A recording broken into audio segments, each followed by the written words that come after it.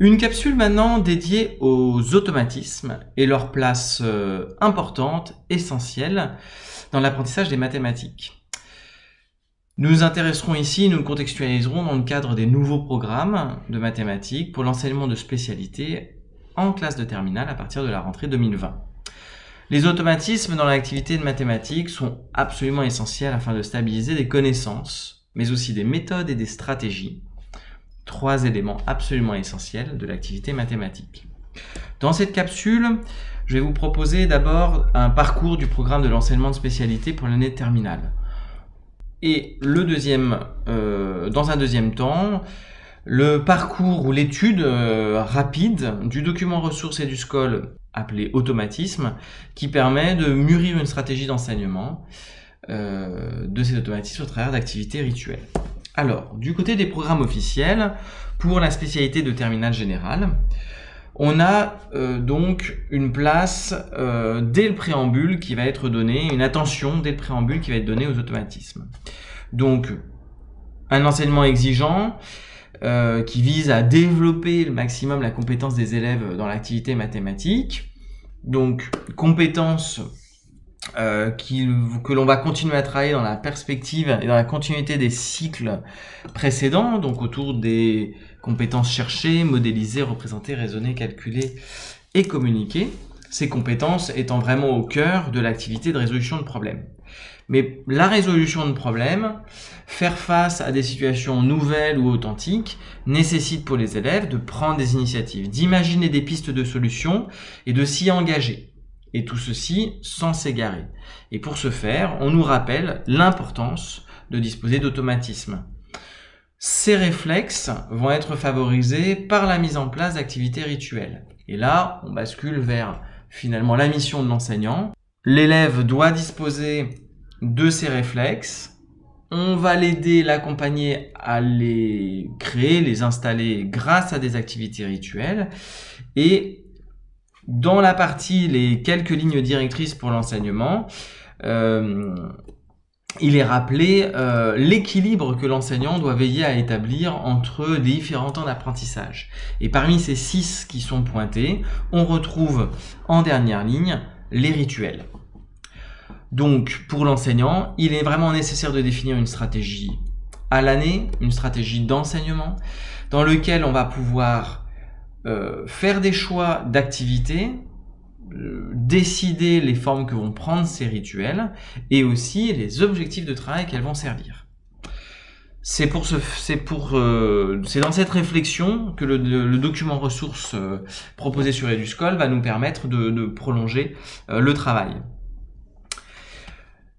Donc celui-ci, pour commencer, rappelle avec l'ensemble des mots-clés, dresse un assez bon aperçu de l'ensemble du travail. Donc on a dit, on a besoin d'automatisme parce que ça stabilise, ça garde actuel un certain nombre de connaissances, mais surtout ça permet aussi d'acquérir des techniques de calcul presque un petit peu comme réflexe, et se concentrer, avoir encore de l'énergie pour finalement l'investir sur la réflexion sur les procédures ou sur les méthodes.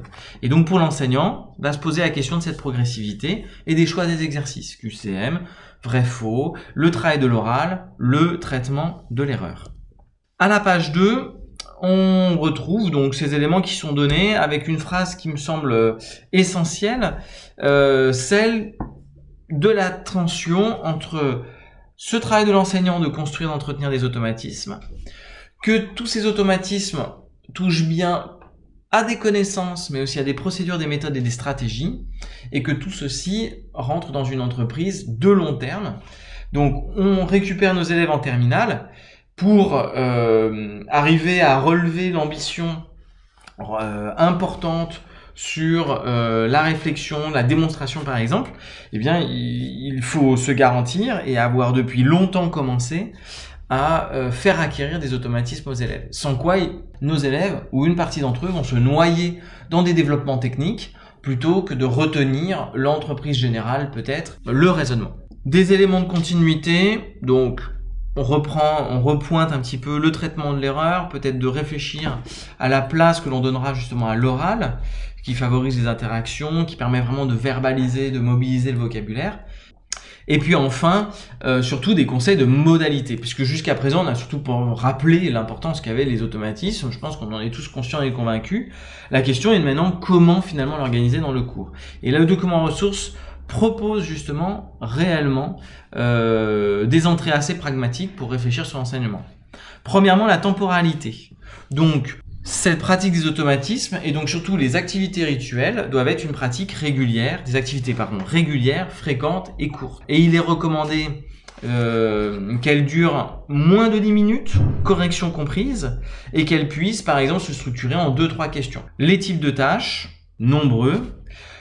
On veut bien, encore une fois, je martèle, travailler à la fois sur des connaissances, donc il peut y avoir du côté un petit peu par cœur des définitions, du vocabulaire, mais aussi des aspects méthodologiques, stratégiques ou de procédure.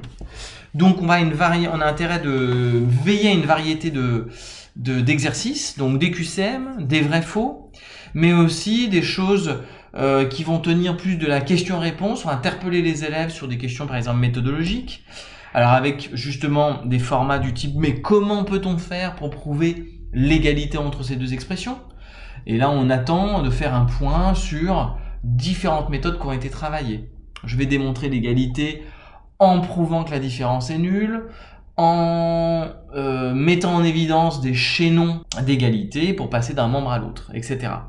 Et puis enfin, un autre axe très important dans les automatismes, on parle beaucoup d'automatisme de calcul, ça nous évoque un peu calcul mental mais de manière plus élaborée dans tous les champs, mais aussi de pouvoir mobiliser des automatismes et des images mentales.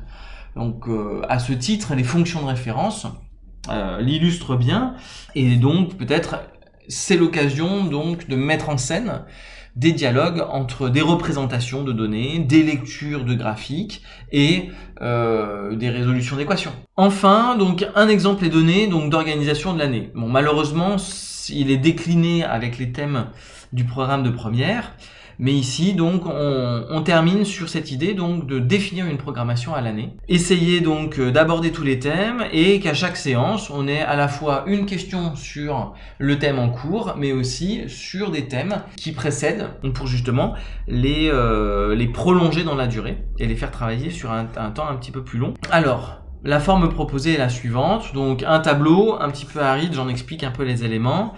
Donc on va avoir avec ces petites étiquettes, donc A, B, C, D, E, F, G, H, donc différents thèmes de pointés. En rouge, la séquence en cours d'apprentissage, et puis d'autres entrées. L'évolution avec pourcentage, les calculs algébriques, les fonctions. Et puis, sur une période donnée, on va avoir donc fixé 3 thèmes. Celui en cours et 2 autres. Ces 3 thèmes vont se traduire dans chaque séance par 3 questions. Donc, chaque séance démarre ou propose à un moment donné un travail des automatismes à l'aide de 3 questions. Ces 3 questions et ce rituel-là va se reproduire sur ces thèmes pendant 3-4 séances. Ce 3-4 séances est arbitraire et donc on va répéter cette stratégie de manière rituelle tout au long de l'année.